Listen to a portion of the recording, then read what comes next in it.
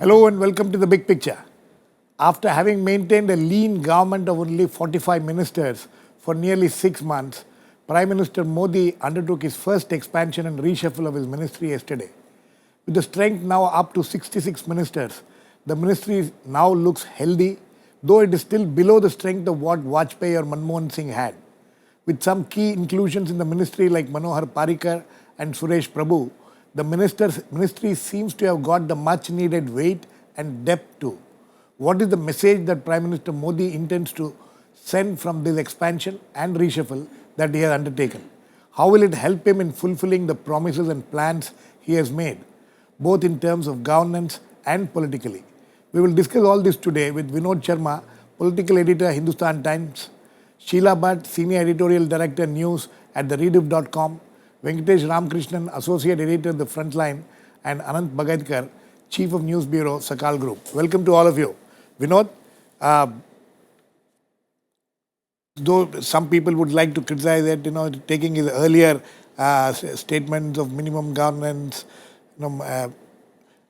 minimum government, maximum governance, but this is a kind of size which a union cabinet needs, a union ministry needs, right? Yes, indeed. I think it's the Prime Minister's prerogative.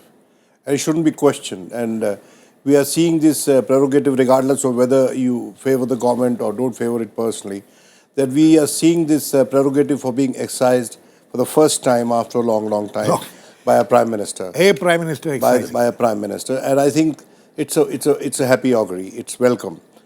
Because if a government has to be elected, it has to be elected healthy, so that it can deliver and it can be made accountable and has no excuses.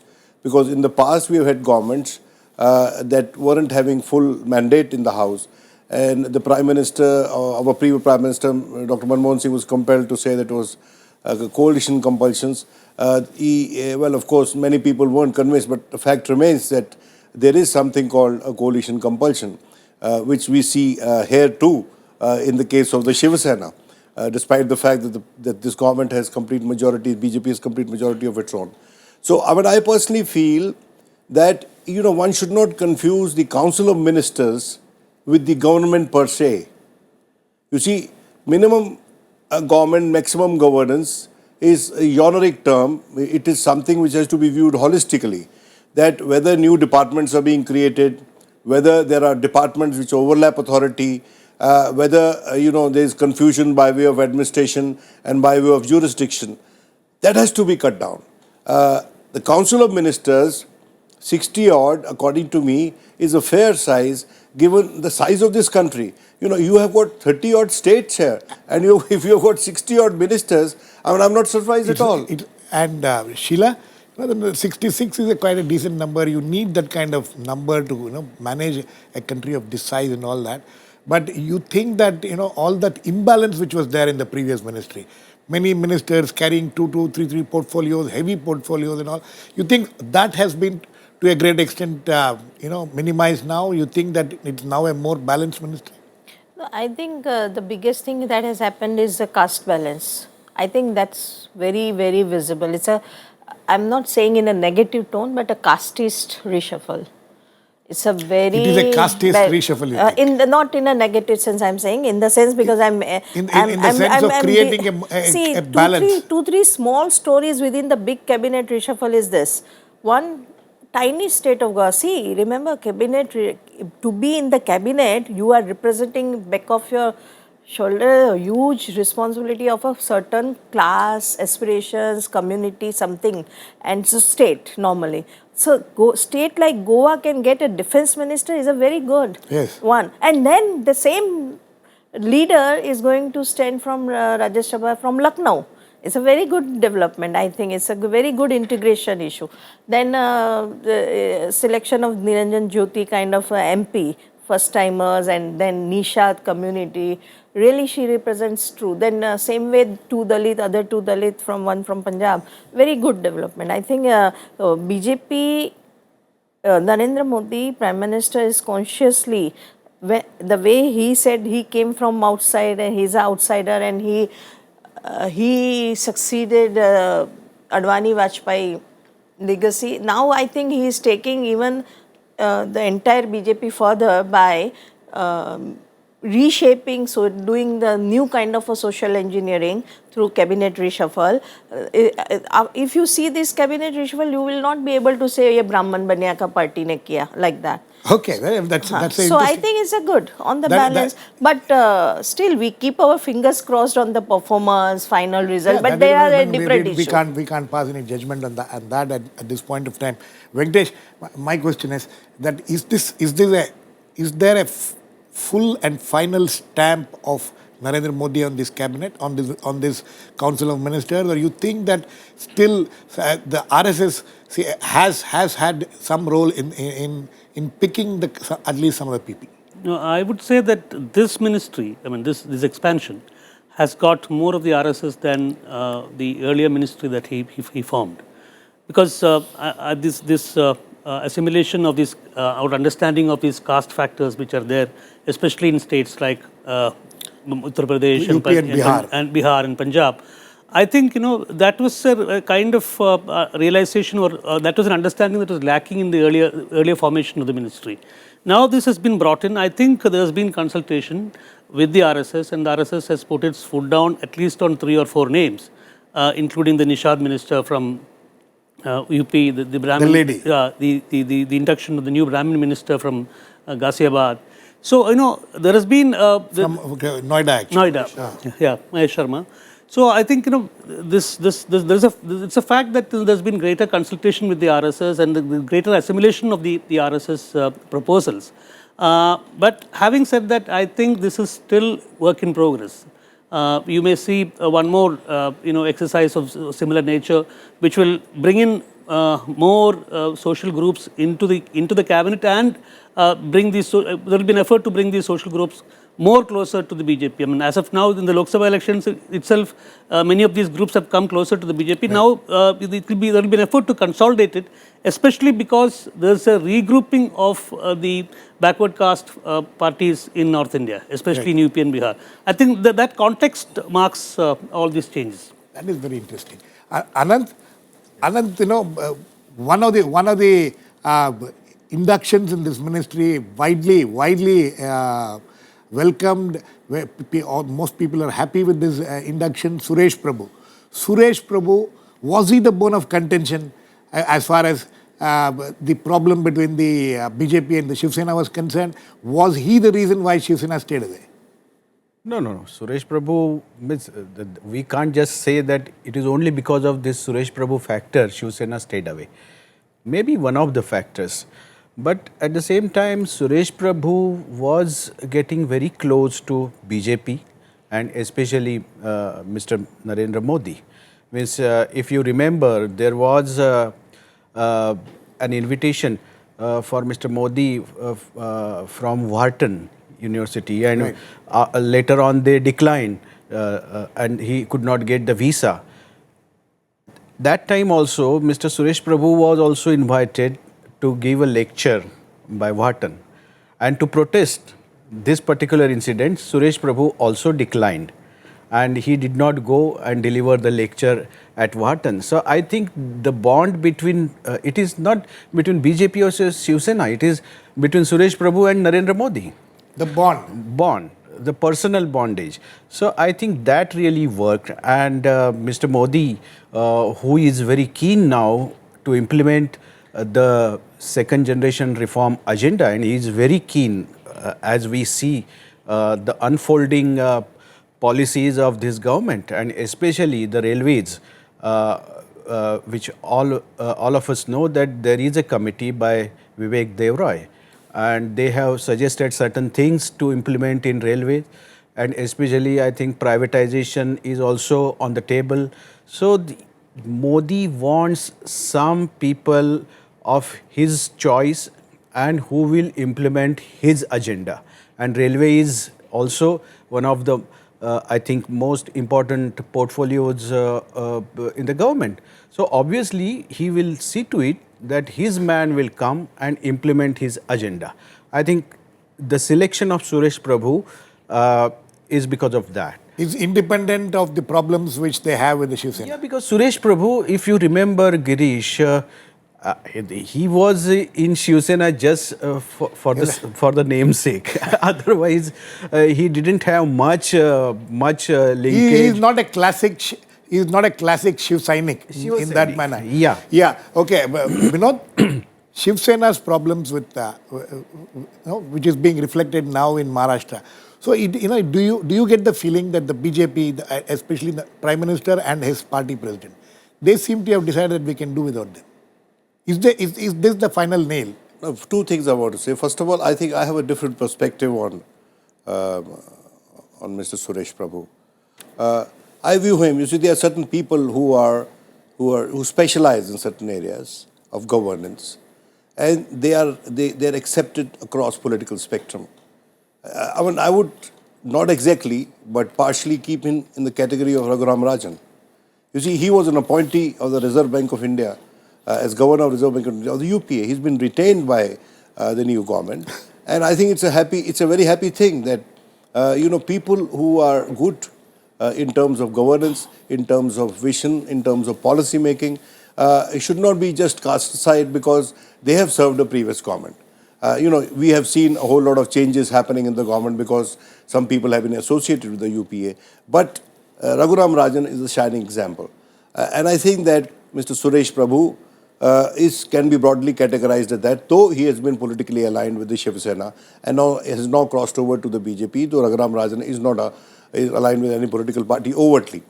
Now, insofar as the Shiv Sena is concerned, I think that in my very personal view, but anything can happen in politics, it's a game of possibility, that you see the way Suresh Prabhu has been taken in, while there is a valid argument my friend has made that he was in Shiv Sena only for namesake, but he was in Shiv Sena for whatever sake.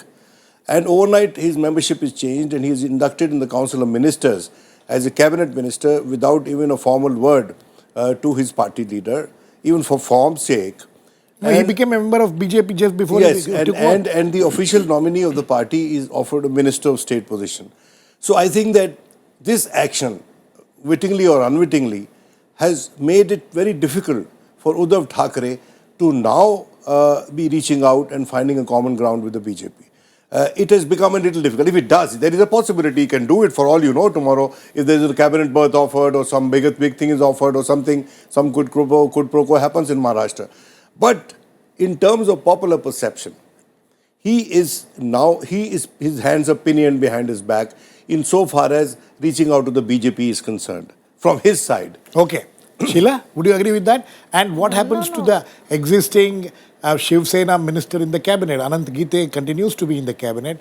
And what is happening there? What is happening behind the scene? See, there are 2-3 issues in this. First, I feel we understand. I mean, we know, we have reported that Suresh Prabhu and Narendra Modi, they go long way. Yeah. He was a regular visitor to Gandhinagar on television, in writing, in seminars, everywhere. Since last 5-6 years, he was speaking so much in favor of Narendra Modi.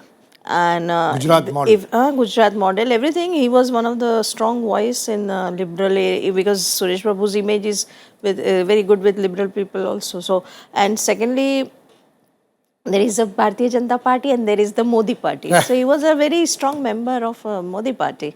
So this, what has happened is not at all surprising. It has nothing majorly to do with, as Anant has said, that it can be one of the factors and not even very big factor.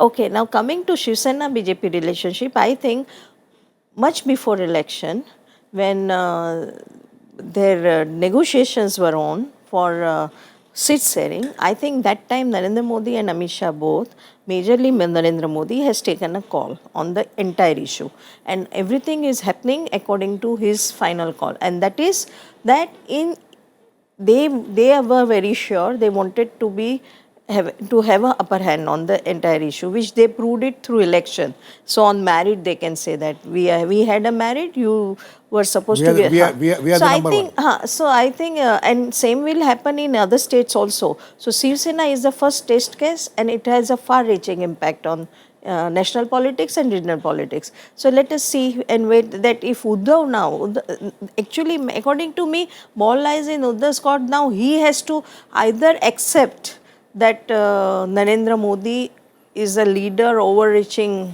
even crossing Delhi and having his influence. And two, the point is just Uddhav Thackeray thinks that he is equal to Modi and not equal to anybody else in the party. So there is lot of, at a personal level, ego is also huge in ego play. problems there. So Venkatesh, I have a feeling that Thackeray has to take a call now. Uddhav Thackeray has to take a call. He has to accept the fact that he is no more the big brother in this relationship. And that acceptance has not yet come. Do you think that is what the whole issue is all about? No, I think if you look at the Shiv Sena BJP thing in the immediate context, one may think that this is the issue. But as far as I am concerned, this is again a part of the larger political paradigm that the BJP, especially Narendra Modi and Amit Shah, are now trying to advance in this country. It is, as Sheela very rightly pointed out, this marginalization of regional parties is again is a very clear-cut game plan. It's a new political paradigm that is being advanced, and I think Maharashtra is the first case, and this one will see the reflection of this in other parts also.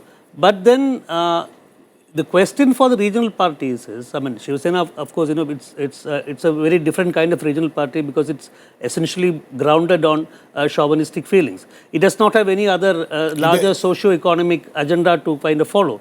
But then there are other parties like the Shiromani Akali Dal, which has been a long-term partner. The Janata Dal United. They will all feel the pinch at certain point of time. Okay, Anant. No, Shiv Sena. So how do you expect the Shiv Sena to go from here at this point of time? No, actually, if we must have we have seen the statement of Uddhav Thackeray yesterday. Now he has put the ball in BJP's court, saying. But Sheela thinks the ball is in his court. No, do you agree with that? No. Uddhav is asking now that BJP should decide whether they should go along with NCP or they want to go with Shiv Sena. And it's a very clever game, and I think for the first time in all these happenings of last so many days, I think for the first time Uddhav has played ball a correctly. Clever card. Very clever card. Okay. So now it is for Mr. Amit Shah and Mr. Narendra Modi to decide whether they should go along with a party which they described as most corrupt party, then Chacha Bhatija's party, and this Chacha Bhatija's party should be finished off and all that. I think it is now really a deadlock. I can't say deadlock, but it's a challenge. Challenge for it's a BJP. Challenge before the BJP. Okay, Vinod, let's go away from Maharashtra a little bit. Now there are some of the things which has happened here. Arun Jaitley the defense being taken away from Arun Jaitley has been something which has been discussed for a long time, and it was expected. He himself says that he had no hopes about. I mean, he had no problems about it. But INB ministry being given to him, this was something which nobody expected. And why do you think it has been done? You connect the dots and you'll get your answer. Finance, corporate, INB. All three portfolios are with one person. And I think that this empowers him greatly to reach out the government's point of view to the newspapers and to the privately run newspapers and channels. And whatever that means, you can draw your own inferences. And I think that it's a very interesting combination. And the test of it would come sooner than later when we'd see that how much under the scanner is the government on issues on which it should be under a scanner, and on to what extent the media goes in its support to the current regime. I think that, well, having said that, one must also accept that amongst all BJP politicians, Arun is the savviest insofar as interfacing with the media is concerned. He has a vast army of friends in the media. And also the fact that corporate affairs has been remains with him. What you are witnessing today in India is a corporate media. Right. And a corporate media, if the INB minister is also the corporate affairs minister and also the finance minister, It has a huge. There is a import. synergy. It is. You think there is a synergy? I mean, you may call it synergy, but You don't think it's a positive synergy? No, I do not know. I don't want to pass a judgment just now because Okay. it's yet to be seen and tried. Okay. But I find this combination pregnant with meaning. We will wait and watch. Sheela, Arun Jaitley is one interesting thing.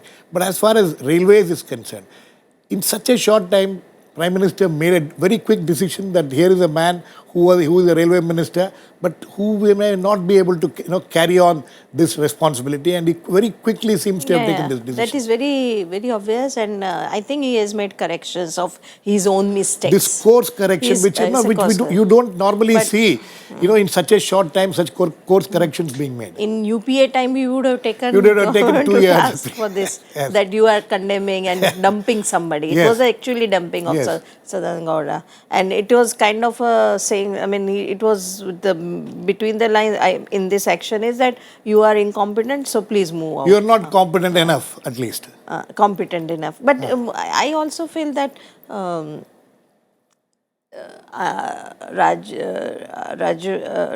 Rathod, Rajyavardhan Singh Rathod, I think he is not a good choice for INB. That is also my personal feeling.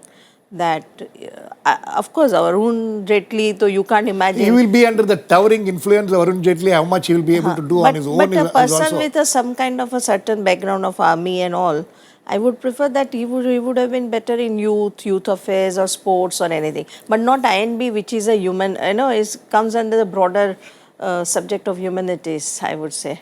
So I think he is the wrong choice. Okay, Venkatesh, what is one or two things which is striking in this? No, as far as I'm concerned, the most striking change of existing ministers in terms of reallocation of portfolios, I think Arun Jaitley's the new portfolio, the combination of portfolios, which Vinod talks about. I think that's pregnant with meaning. And if I am to quote a young Congress politician who's somebody who can be credited with some thinking, he was joking, which is very. he was saying that that the Modi asked the media to jump, and the media barons and many senior journalists they respond in a very beatific manner. How much, sir? So, I think that process, if at all there was a process like that, that process is going to get strengthened. That's one thing. And I think this Suresh Prabhu's induction is also, I think it is something, whether one likes the way he approaches things, his perspectives and things like that, but then it's a very important intellectual addition to this cabinet. And Manohar Parrikar. You think Anant, Manohar Parrikar, the huge hope seems to be on him. Here was one man who did not want to come and join the cabinet. It's very rare that you find these kind of people who would not want to come and would want to join the union cabinet. Why do you think he was reluctant, and now you think that he will be able to live up to the huge expectations which he seems to have raised? No, huge expectations are definitely there from Mr. Parrikar, and he was reluctant. That is also a fact. I think Parrikar, he is a very straightforward person. Means I don't know how will he handle defense, and means in a way he is not a very copybook politician that he will speak goody and talk to people in a goody manner. He is a very straightforward, and means I fear that maybe someday there could be something between him and Modi also on certain issues. Means and who is the person like Mr. Parrikar who is outspoken. So you what you are trying to say is he can be a double-edged sword. He's straightforward. Yes. But that is what that is exactly the kind of image which Modi would like to project as far as his ministry is concerned. But whether Mr. Modi will really tolerate Mr. Parrikar if he says certain things in a plain manner, I don't know. We'll have to wait. Vinod? You see, Parrikar is a very interesting case as far as this, because the fact that a chief minister made to resign, come here, which also to certain extent, would you agree with me, say, it also shows paucity of talent within this, within the No, there is generally a paucity of talent across political parties. There is no doubt about that. So I'm not surprised that there is paucity of talent in BJP as well. But to get Manohar Parrikar, one must credit it to Narendra Modi, given his style, that he's a man who had said that Gujarat riots could have been handled better.